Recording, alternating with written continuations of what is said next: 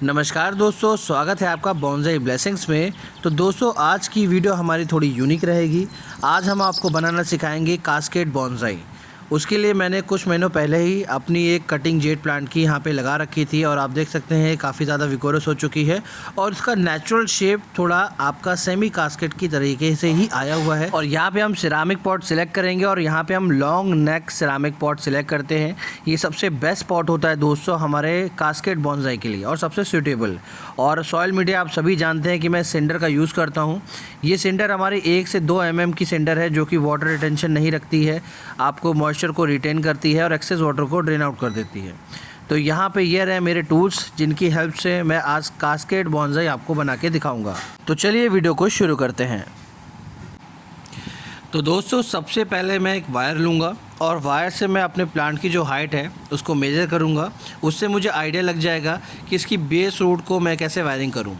सबसे पहले आप देख रहे हो कि मैं इसकी बेस रूट को वायरिंग करूँगा ताकि फिलिंग करने के बाद यहाँ पे इसकी जो पोजीशन है वो ख़राब ना हो। तो यहाँ पे सबसे पहले मैं क्या करूँगा, आपके ड्रेनेज होल से आपकी वायरिंग निकाल के इसे सेट करूँगा। तो आप देख सकते हैं इसका प्रोसेस कैसे है। वायरिंग को दोस्तों आपको ज़्यादा टाइट नहीं रखना होता है क्योंकि आपका डे बाय डे जो प्लांट है वो ग्रो करता है और अगर आप बहुत ही ज़्यादा टाइटली आप उसे बाउंड कर देंगे तो वहाँ से आपका जो प्लांट है वो दबना स्टार्ट हो जाएगा और हो सकता है कि आपका प्लांट डेड भी हो जाए। तो ध्यान रखिए, कभी भी वायरिंग आप करें तो ज़्यादा टाइटली वायरिंग आपको नहीं करनी। अब यहाँ पे मैं वायरिंग आपकी बेस से कर रहा हूँ ताकि इसकी पोजीशन ख़राब ना हो आगे चल के। अगर आप इसकी वायरिंग अच्छे से नहीं कर पा रहे तो आप टूल का सहारा भी ले सकते हैं। जैसे यहाँ पे मैंने प्लास का सहारा लिया है। प्लास से मैं धीरे धीरे करके इसको अच्छे से टाइट कर दूँगा ताकि आगे चल के जब मैं इसकी फिलिंग करूँ सिंडर से तो इसकी पोजीशन चेंज ना हो।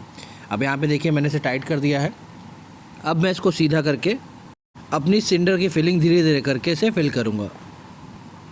अगर आपको थोड़ा सा लूज़ भी लगे तो इसे थोड़ा सा टाइट भी कर सकते हैं आप। उसके बाद धीरे धीरे करके आपकी सिंडर फिलिंग करना स्टार्ट करिए। अब यहाँ पे दोस्तों फर्टिलाइज़र के लिए मैंने बोन मिल का सहारा लिया है। मैंने यहाँ पे साबुत बोन डाल दी है जो कि स्लो रिलीजिंग फर्टिलाइज़र होता है और आपके प्लांट की ग्रोथ के लिए बहुत ही ज़्यादा अच्छा होता है। आप धीरे धीरे करके मैं इसमें सेंडर फिल कर दूंगा। दोस्तों, इसमें सेंडर और बोन मिल के अलावा कुछ भी मैं नहीं डालूंगा, बस टाइम टू टाइम इसमें वाटरिंग करता रहूँगा। और जेड प्लांट हमारा सक्लेंट वैरायटी होती है, इसे ज़्यादा पानी की रिक्वायरमेंट नहीं होती है। अगर आप ज़्यादा पानी इसमें डालेंगे तो इसका जो वाटर रिटेंशन है वो ज़्यादा हो जाएगा, इसकी लीफ में पानी ज़्यादा स्टोर करने लग जाएगा और आपका प्लांट भारी होगा और इसमें स्टेम जो है आपका झुकना स्टार्ट हो जाएगा। इसीलिए अगर आप अच्छी ग्रोथ चाहते हैं, अपने जेड प्लांट की अच्छे से बोनसाई को डेवलप करना चाहते हैं तो रेगुलर बेसिस में इसमें पानी मत डालिए। जेड एक सक्लेंट वैरायटी होती है, इसके लिए इसे कम पानी में ही इसकी ग्रोथ सबसे ज़्यादा होती है। इसे 8 घंटे की अच्छी धूप चाहिए होती है और अच्छा फर्टिलाइज़र और कम से कम पानी चाहिए होता है। आप इसमें एटलीस्ट मान के चलिए 3 से 4 दिन में एक बार आप पानी डालिए तो इसकी ग्रोथ ज़्यादा अच्छी होगी। अब दोस्तों, यहाँ पे मैं करने जा रहा हूँ उसकी वायरिंग से गाइस हेल्प ये मिलती है हमें कि आप जिस भी प्लांट को अपने शेप में लाना चाहते हैं, वायरिंग की मदद से आप उसको उसी शेप में ला सकते हैं। अब यहाँ पे सबसे बेस्ट मेथड ये है दोस्तों कि आपकी कटिंग का जो डायरेक्शन है, जो नेचुरल ग्रोथ है, जो उसकी जेनेटिक है, उसके अकॉर्डिंग ही आपको उसी बोनसाई स्टाइल में उसे ढालना चाहिए। जहाँ पे मैंने कुछ महीने पहले इसकी कटिंग सिर्फ लगाई थी और इसकी शेप नेचुरली कास्केड के लिए सबसे ज़्यादा सूटेबल थी, इसी के लिए मैंने इसी कटिंग को चूज़ किया अपने कास्केड बोनसाई बनाने के लिए। और मैं सजेस्ट यही करूँगा कि सबसे पहले अगर आप बोनसाई बनाना चाह रहे हैं तो उसकी जेनेटिक्स, अपने प्लांट की जेनेटिक्स देखिए कि उसकी जो शेप है, नेचुरली शेप किस जगह ग्रोथ हो रही है और उसी पोजीशन और उसी स्टाइल में उसकी बोनसाई की ट्रेनिंग आप चालू करिए। अब यहाँ पे अगर मैं कास्केड बोनसाई की शेप की बात करूँ तो यहाँ पे 2 ट्रंक इसकी ग्रो करती हैं। एक अपवर्ड डायरेक्शन में ग्रो होती है और दूसरी डाउनफॉल डायरेक्शन में ग्रो होती है। आप कास्केड फॉर्म में आपकी 2 टाइप होते हैं, पहला आपका सेमी कास्केड और दूसरा होता है फुली कास्केड। और दोनों शेप में अंतर बस इतना रहता है कि इसकी डाउनवर्ड डायरेक्शन में जो ट्रंक है उसकी हाइट अगर इसके पॉट के बराबर ही है तो उसे हम सेमी कास्केड बोलते हैं, और वहीं अगर इसकी डाउनवर्ड डायरेक्शन की जो ट्रंक है वो उसके पॉट की हाइट से ज़्यादा है तो उसे हम फुली कास्केड बोलते हैं। लीजिए दोस्तों, वायरिंग करने का मेथड मैं आपको सामने दिखा पा रहा हूँ। आपको सबसे पहले अपने ट्रंक की हाइट को नाप के उससे ज़्यादा डिस्टेंस पे अपनी प्लांट की जो वायरिंग है वो कट करनी होती है। हमेशा वायरिंग जब आप कट करें तो उसे नाप करके, मेज़र करके करिए। कई बार हम ऐसा करते हैं कि हम ज़्यादा एक्स्ट्रा कट करके उसके बाद वायरिंग करते हैं, उसके बाद काफ़ी ज़्यादा क्वान्टिटी में आपकी वायरिंग ख़राब हो जाती है। तो हमेशा एफिशिएंट तरीके से आपको काम करना है। आपको वायर तभी काटना है, आपको पहले मेजर करना है और उससे 1 से 2 इंच आपको एक्स्ट्रा वायर रखनी है। इससे आपकी वायर कभी ख़राब नहीं जाएगी। और हमेशा बेस रूट से ही वायरिंग करना स्टार्ट करनी है, क्योंकि आगे चल के इसका जो प्लांट है थोड़ा हैवी होगा, ट्रंक थोड़ी हैवी होगी और वायरिंग का भी वेट इस पे पड़ेगा। तो अगर आप बेस से इसकी वायरिंग करना स्टार्ट नहीं करेंगे तो ये धीरे धीरे करके क्या होगा, आपका ट्रंक टूट जाएगा। इसी के लिए जब भी आप वायरिंग करें तो हमेशा ध्यान रखें कि आपको बेस से ही इसकी वायरिंग स्टार्ट करनी है, ताकि प्लांट का जो वज़न है वो आपके वायरिंग पे आए, ना कि इसके ट्रंक के आपके बेस पे। इसी के लिए आपको वायरिंग हमेशा स्टार्टिंग के बेस से करनी है।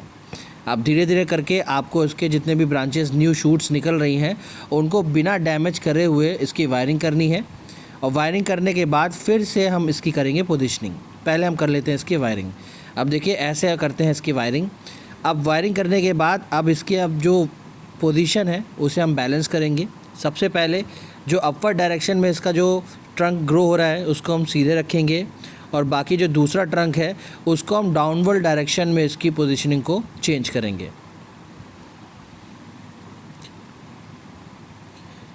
देखिए दोस्तों, अब इसकी पोजीशनिंग मैंने काफ़ी हद तक आपकी सेमी कास्केट तक कर दी है। अब दोस्तों इसके बाद हम करने जा रहे हैं वायरिंग। इसके साइड बाय साइड जो शूट्स न्यू हो रही हैं ग्रो, अब मेरे पास एल्यूमिनियम या फिर कॉपर वायर नहीं है तो मैंने आयरन की जो आपकी वायरिंग होती है उसका यूज़ कर रहा हूँ।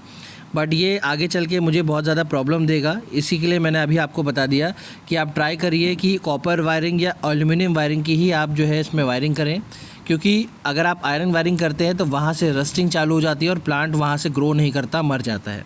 तो यहाँ जब मैंने वीडियो शूट की थी और मैंने इसमें आयरन का जो वायरिंग किया था, अब धीरे धीरे करके जहाँ पे मैंने आयरन वायरिंग की थी वहाँ पे पॉइजनिंग हो गई थी और वहाँ पे आपके रस्टिंग की वजह से प्लांट का जो ग्रोथ है वो ख़राब हो गया था। तो मैं आपको सजेस्ट करूँगा कि जो गलती मैंने की आयरन वायरिंग करके वो बिल्कुल आप मत करिएगा। आप वायर करने के लिए हमेशा कॉपर वायर का यूज़ करें या फिर एल्यूमिनियम वायर का यूज़ करें। अगर आप इसे ऑनलाइन ख़रीदते हैं तो ये काफ़ी ज़्यादा महंगा पड़ेगा आपको। यहाँ पे मीटर के अकॉर्डिंग आपको 2 या 3 मीटर आपको 400 या 500 रुपये का पड़ जाएगा बॉन्जाई वायरिंग। तो मैं अगर आपके पास पैसे की इशू नहीं है तो आप ऑनलाइन आप ऑर्डर कर सकते हैं अमेज़ॉन फ्लिपकार्ट से, आपको ईज़िली अवेलेबल हो जाएगा। 1 से 2 दिन के अंदर अगर आप मेट्रो सिटीज़ में रहते हैं तो आपको डिलीवर्ड भी हो जाएगा, नहीं तो 3 to 4 डेज़ के अंदर आपको मिल जाएगा। लेकिन अगर आप एफिशिएंट तरीका चाहते हैं, कम से कम पैसे में आप अपना शौक़ पूरा करना चाहते हैं, अगर आप गार्डनर लवर हैं और आप बॉन्जाई मेकिंग का शौक़ रखते हैं तो आप नॉर्मली किसी भी इलेक्ट्रिक शॉप में जाके जो नॉर्मल आपके घर में वायरिंग यूज़ होती है उस वायरिंग का भी यूज़ कर सकते हैं। बस डिफरेंस ये रहेगा, इसमें सिंगल आपकी वायर्ड रहती है, सिंगल लाइन वायर्ड रहती है, ट्रिपल या लेयर्ड वायरिंग नहीं रहती है। तो दोस्तों मेक श्योर जब भी आप किसी शॉप में जाके अपने बॉन्जाई के लिए वायर परचेज़ करें तो आप ये हमेशा ध्यान रखिए कि वो सिंगल लेयर वायर हो, ना कि ट्रिपल या मल्टीपल लेयर वायर्ड हो। लीजिए दोस्तों, अब हमारी वायरिंग हो गई है कंप्लीट। अब इसे मैंने आपकी ट्रेनिंग के लिए रख दिया है। अब धीरे धीरे करके जैसे जैसे इसकी ग्रोथ होती जाएगी ये फुल्ली डेवलप्ड हो जाएगा और बाकी जितनी भी रेस्ट आपकी जितनी भी बची हुई हैं आपकी, उसको भी हम 90 एंगल में वायर करके इसको पोजीशन को हम स्ट्रेट करेंगे 90 एंगल में।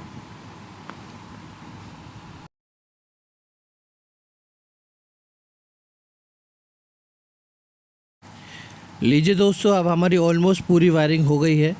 अब हम धीरे धीरे करके इसमें जो एक्स्ट्रा शूट है जो हमें लग रहा है कि हमारी पोजीशन या हमारे शेप के लिए अच्छी नहीं है उसको हम कट कर देंगे या पिंच कर देंगे और फाइनल टचअप दे देते हैं हम इसमें। अब धीरे धीरे करके इसकी जितनी भी शेप है उसको हम ऑक्सीलेट कर देते हैं।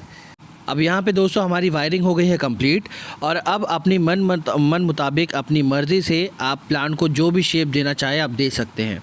अब यहाँ पे देख लीजिए कि आपका जो सिंगल ट्रंक है जो आपकी आउटवर्ड डायरेक्शन में आपका जो है ग्रो कर रहा है उसे हमने स्ट्रेट रखा है और सेकंड ट्रंक आपकी डाउनफॉल डायरेक्शन में ग्रो करेगा जो कि आप देख सकते हैं। तो इसकी पोजीशनिंग भी हम नीचे रखेंगे।